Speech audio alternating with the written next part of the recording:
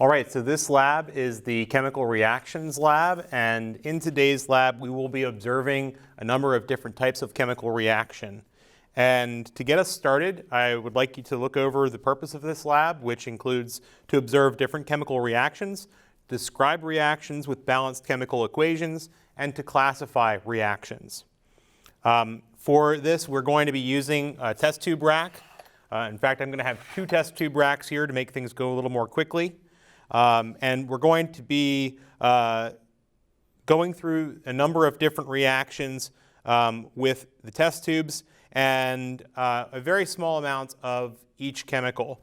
The chemicals, as they are listed here in part 1, include liquid version of sodium hydroxide in test tube number 1. In test tube number 2, lead nitrate. In test tube number 3, silver nitrate. In test tube number 4 is just plain water, which we'll use tap water for. In test tube 5, we'll be using copper sulfate. In test tube 6, we'll have potassium iodide. In test tube 7, we'll have potassium iodide again.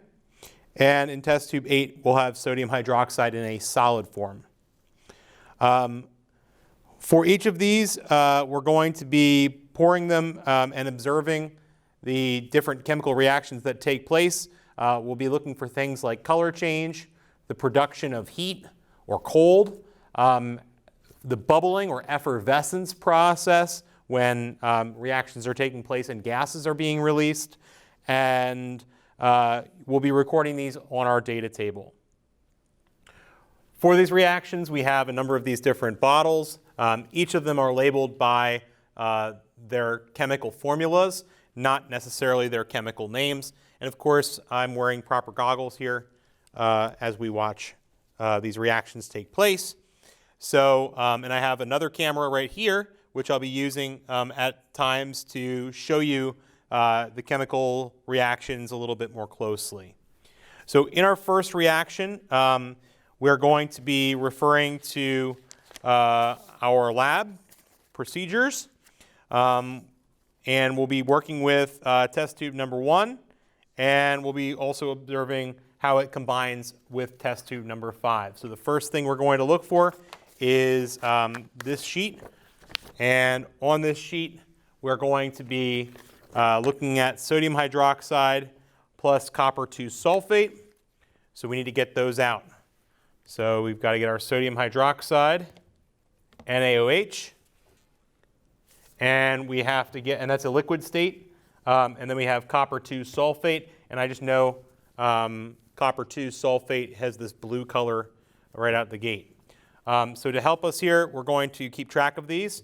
We're going to put this one in test tube number 1 here. We don't need a lot, just a little bit, about a pinky's width or about a centimeter at the bottom. Notice how that sodium hydroxide is nice and clear. And in test tube number 5, we're going to put our copper 2 sulfate. Once again, about the same amount, about a pinky's width. And then we're going to pour one into the other. And we're going to observe any chemical reactions that take place. And almost immediately you can see that within this, there is a solid that has been formed. You can shake it around a little bit there. And we're going to let this one settle out over time, and we'll observe what happens towards the end. So that's our experiment number 1. And I'm just going to set this test tube off to the side so that we have it for our rinse out process before we go on to part 2. So that one is used. And we're going to move on to the next one. In our procedure for number 2, we have lead nitrate plus potassium iodide. So we have to get our lead nitrate, and we have to get our potassium iodide. So we have lead nitrate, PbNO32, and Ki, potassium iodide. So for this, we're going to first put in our lead nitrate. In dealing with lead, We need to be careful that we are not letting that into the environment. So when disposing of certain types of substances, I almost messed up. When disposing of certain substances, we need to be careful that we are not releasing them into the environment. That lead nitrate being one of them, the lead is not good for the environment. So we're going to take our lead nitrate and we're going to pour our potassium iodide into it. Here we go. And almost immediately you see a very quick change in color from two clear liquids to a very yellow liquid. Now, let's see, does this feel cold to my touch? I'm using my inside of my wrist here. And it might be a little bit colder than a normal test tube. About the same, actually. So there's experiment number 2. And feeling, and it also feels like not much of a difference in temperature from that first experiment. We're looking for endothermic versus exothermic. An endothermic reaction is when energy is entering the system and it will feel cold to the touch, whereas an exothermic reaction is when energy is being released from the reaction on the product side, and that will feel hot to the touch. So we need to have that be included in our process as well. Next up, reaction number 3 is going to be silver nitrate and potassium iodide. So let's get our silver nitrate, which is AgNO3. I think this is our used one. I'm going to put this one back over here. Our AgNO3, silver nitrate, and once again our potassium iodide. Get a nice new test tube here. 2 clear substances once again. Okay, and we're going to pour one into the other.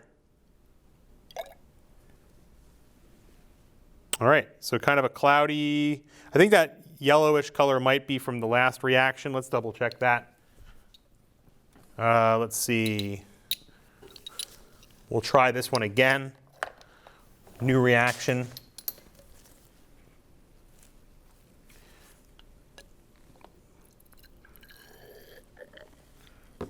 Okay. Silver nitrate, and we'll do one more of these just to double check those results because I don't believe that was supposed to have that yellowish color. I think that was contamination. And here we go. Okay, pretty close. More of a whitish color on this one, definitely. Contamination in that last experiment. So, gotta be careful about that as well. All right, so that's experiment 3. And we've got one more experiment here.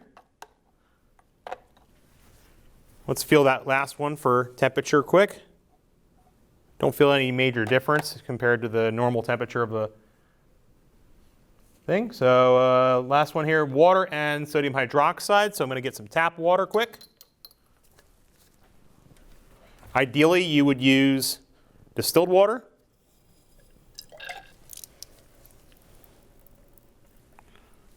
Okay, there's some water and sodium hydroxide, but this time it's going to be a solid form of sodium hydroxide. And for this one, I know we're going to see a reaction take place. See if I can get you some solid pellets. That's what they look like. Okay, there they are. Some solid sodium hydroxide pellets. And we're going to react these with our water.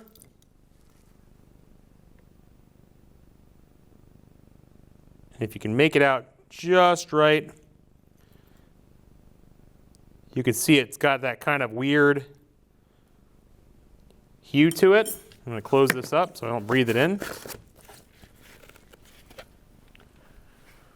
Now, with this one, looking pretty closely there, it's definitely reacting. There's some bubbles forming. Let's see if I can get those in focus.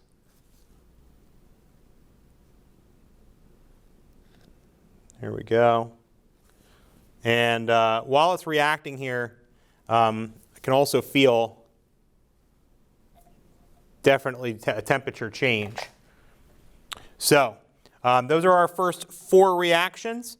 And once again, here are the results, starting at this one being experiment number 1. You'll notice the solid precipitate being formed at the bottom, the liquid up top. The second one, a distinct color change. 2 liquids that were clear are now yellow in color. Our experiment 3, once again, 2 clear liquids creating more of a whitish color. And this last one, production of bubbling gases or effervescence, and a definite temperature change in that last one. And let me just do it one more time. Okay. It's definitely a temperature change, warming up. Warming up for sure. So that's experiments 1 through 4. All right, we've got experiments 1 through 4 complete. We're going to be moving on to experiments 5, 6, 7, and 8. I've got 2 brand new test tube racks here ready to go. And in this next one, we're going to have a number of solids. The first one here is going to be sodium bicarbonate. And so once again, we're going to take this sodium bicarbonate, a solid powder, and we're going to be placing that into our first test tube. And in our second test tube, we're going to be placing hydrogen chloride, or HCl, an acid. So we're going to get our sodium bicarbonate, a solid, a powder, out right now. There is the sodium bicarbonate. And I'm going to be loading that into our test tube, getting that started at the bottom there.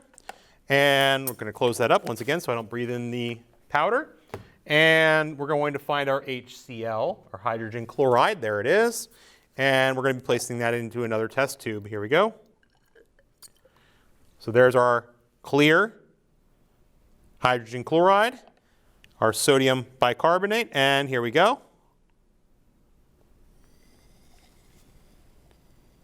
Definite fizzing, definite bubbling occurring here. And our temperature, let's see. Ooh, might be a little colder. So there's experiment number 5. We'll get some more HCl in here. Let's finish the job. Excellent. Definite effervescence there, the bubbling action you just saw.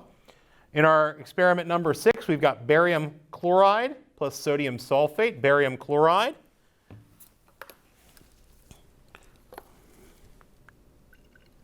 Here's our barium chloride. Once again, a clear liquid.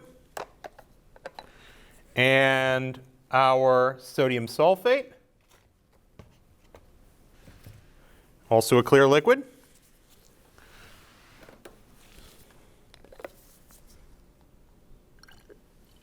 There's our sodium sulfate. And in this one, we're going to put them 2 together. And look at that. Once again, we get a kind of whitish color. Might be a slight temperature change there as well. Experiment number 7, we've got tin 2 chloride, SnCl2. And we've got zinc, which is going to be a solid. So here's our tin 2 chloride, a clear liquid. Sorry for the bell. And we've got our zinc. Now our zinc here is a metal. And so we're going to get our zinc out. There's our zinc for reference. Kind of shiny metal. And we're going to load that in with our tin 2 chloride. Here we go. And you can start to see some of that bubbling action taking place. And there you go. So we've got a reaction taking place between the zinc and the tin 2 chloride. All right. And we've got our last one here, and I've, of course, run out of test tubes, so I'll go back and grab 2 more. All right, got my 2 test tubes now.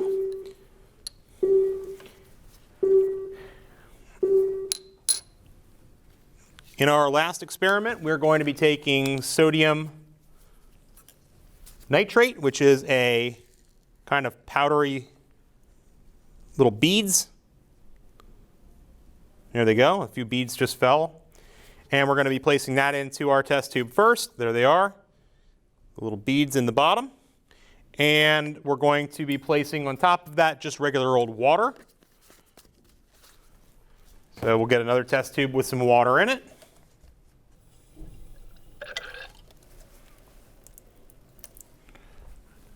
All right, and here we go.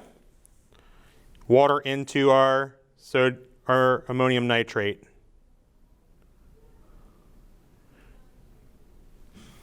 All right, so with this one you can see a slight change in the actual liquids themselves. Are the color isn't changing.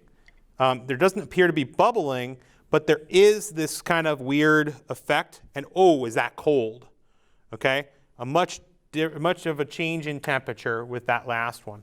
So in recap here, we've got our experiments 5 with the bubbling there, change in color towards a whitish color in experiment 6, some more bubbling in experiment 7, and then a major change in temperature with experiment 8, much colder. All right, so there are our 5 through 8 experiments, our observations. I'll have these here in the classroom for you to check out if you are in person, and I'll also take some pictures of each one so that you can see them more closely. Thanks a lot.